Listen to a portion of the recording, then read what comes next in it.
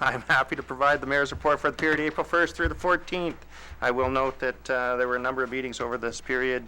First, I want to start off that on April the 3rd, City Manager Sepatelli and I were invited to meet with Reg Tays, who has been appointed to do a review of the current contract arrangements between the Regional Health Authority and the Canadian Mental Health.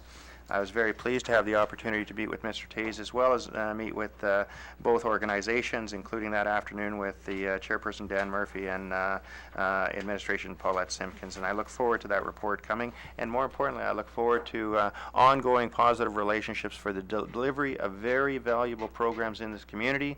And I made a point of saying to the individual appointed to review is that it is very important that governments at all levels work to build capacity in the community with community organizations. So I look forward to the discussion and continuing on a positive relationship to make sure those valuable programs are in place. On April the 7th, as indicated by Councillor Hogan earlier on, she emceed the Volunteer of the Year event, and I want to thank the Recreation Department, Mr. Burrows, for holding an excellent event.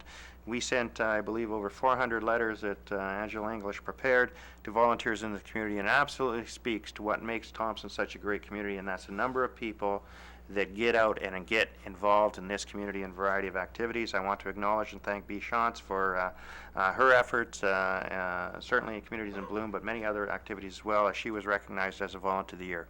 There were so many good nominees this year reflecting so many different aspects of the community, and I want to express our appreciation to all of them for their efforts and encourage people. If you really want to make a change in your community, get involved as a volunteer. Get involved at the grassroots, because that's where you really can make a difference, and that's how you become a part of a community. On April the 8th, I had the opportunity to welcome Owen Settee to the Mayor's office and have a great discussion on this young individual's efforts to address homelessness in our community. And I've invited Owen to attend on April the 28th and make a presentation, I think that, as a delegation, because he represents, to me, exactly that. Someone seeing an issue, getting involved, not just once, but he's done a number of different campaigns. He continues to this day to address homelessness, and I think it's truly commendable, and I look forward to Owen visiting us on April the 28th. On April the 10th, along with Councillors Beyer and Collada, the City Manager, we welcomed a delegation from the Provincial Progressive Conservative Party, including Leader Brian Pallister, Ralph Eichler, and Stu Breeze, who many are familiar with. Stu is a former president of AMM. I want to thank the Leader of the Opposition for coming to Thompson. It's been quite a while since we had a visitor, and I really commend that, because I think it's important for every political party, no matter what the stripe is, to have a good understanding of the province as a whole, because if and when any of those parties form government, they need to have an understanding of the issues that are important. And I can tell you we went through a number of issues, including introducing the Leader to the founding documents of the Aboriginal Accord, the Community Sustainable Plan, the Strategic Plan, as well as the Master Parks Plan.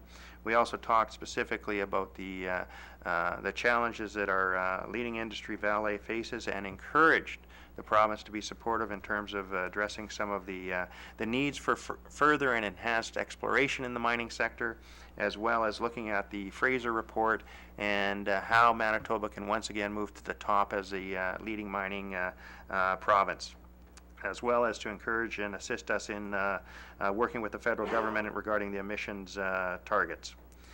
We also had a chance to talk about justice, and specifically the cadet program and the restorative justice facility that was proposed by the Thompson Economic Diversification Working Group. We talked about some quality of life issues such as Paint Lake and the need for additional campsites, as well as cottaging lots. We talked about UCN and what a great asset that's going to be to our community, but we want to continue to push hard for an industrial skills, trades, and training center. And we went through the TEDWIG process, the current status on the LGD. It was an interesting day because I wanted to offer the Leader of the Opposition coffee, but unfortunately, due to a water break immediately adjacent to City Hall, we didn't have any water. So we weren't able to do that. But I think that reinforced the challenge that we do face with infrastructure.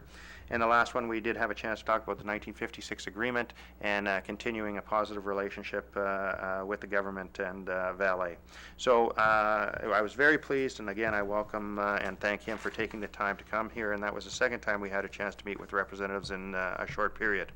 On April the 11th, along with representatives from the RCMP, and City Manager Sepatelli, we met with Wendell Fitzpatrick, President of Nickel Days, in terms of looking at this year's plans for our annual celebration and working together in terms of ensuring the best possible event.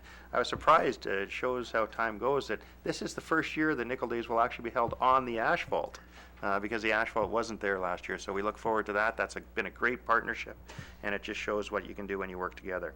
On the 11th, also, along with City Manager Sepatelli, I had the opportunity to meet with Keewatin Tribal Council Chairperson Chief Walter Spence and Sharon McKay, and a good discussion in terms of where we're at in terms of working together on some of the initiatives and continuing in a very positive relationship in terms of looking at things like affordable housing, looking at economic development opportunities for communities in northern Manitoba to invest in Thompson. And I reiterated our excitement and our willingness to work with communities in order to get that investment here, because we are far better off if we have local interests investing in this community, because the benefits are shared much greater by those from the region.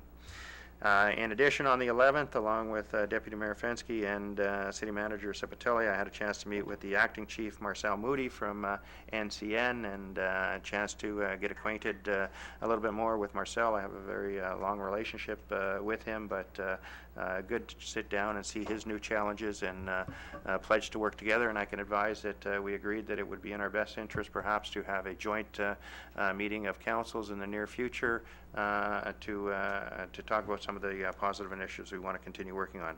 And then on the 12th, I had a chance to visit the Thompson Regional Community Center and take in a little bit of the live ammo demonstration. Absolutely phenomenal. I went skidooing Sunday. I certainly wasn't trying any of that, and I'd caution that, but it's a great demonstration. I want to thank Dennis Foley and the work that everyone did down there to hold a great event. Phenomenal turnout, great day. It's great to see the activity. The number of young people there was absolutely great. So those are some of the events that I attended. I just want to remind people of a few things before I finish up. First is we did a public service announcement regarding the freezing of private service lines. I just want to remind people that residential properties may experience freezing of service lines over the next 2 to 3 months, and that is correct. It is the 2 or 3 months. Due to frost penetrating deeper into the ground, residents who are not eligible for a bleeder rebate can take proactive steps to reduce the likelihood of freezing by running a minimal amount of water through their services.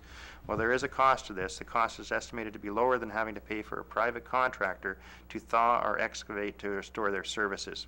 Residents can consider a more permanent solution by installing a continuous flow system directly on the water line, and I know Public Works Department and Committee is going to be working on some concepts to assist residents with doing those things.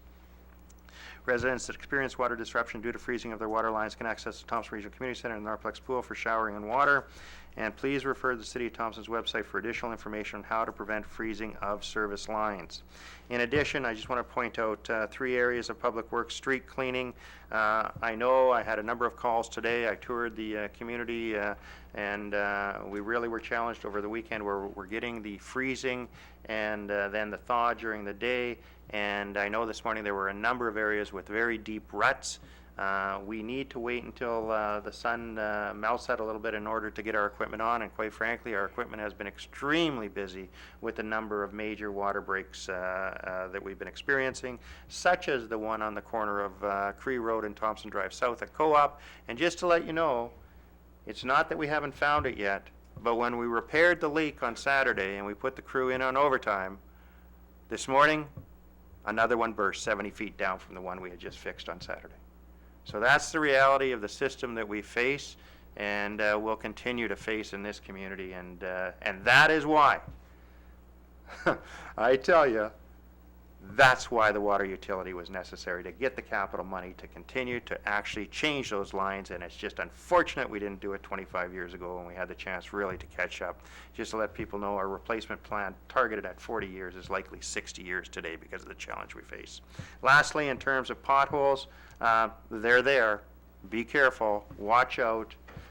Especially watch out for puddles, because you don't know what's underneath. Anyone who was watching some of the TV might have seen the SUV in Montreal. I don't think we're going to get to that point, but please take note. We do have the material on site. We've had to move it into interior to warm it up so we can start to lay it down, but quite frankly, we need the weather to cooperate with us as well. I've had some suggestions in terms of gravel being used to fill the holes and things like that. The challenge is we probably couldn't keep up, because as soon as we put it in, it would likely be washed out. So we want to go to the proper fix, and we're going to get the material warmed up out there. Snow removal, we're going to continue doing that on some of the major arteries. I know they were working on Westwood as well as Riverside. We'll continue to do that to make it a little bit safer in and around. Lastly, the public hearing Thursday night, 2014 financial plan. Likely interesting to come out and take a look at what we have put together over a number of months. And finally, by the virtue of the authority vested in me as mayor of the city of Thompson, I hereby proclaim the month of April 2014 as Daffodil Month in the city of Thompson. Last thing I'm going to leave is a safety share. Beautiful weather out there, phenomenal opportunity to get out and enjoy things.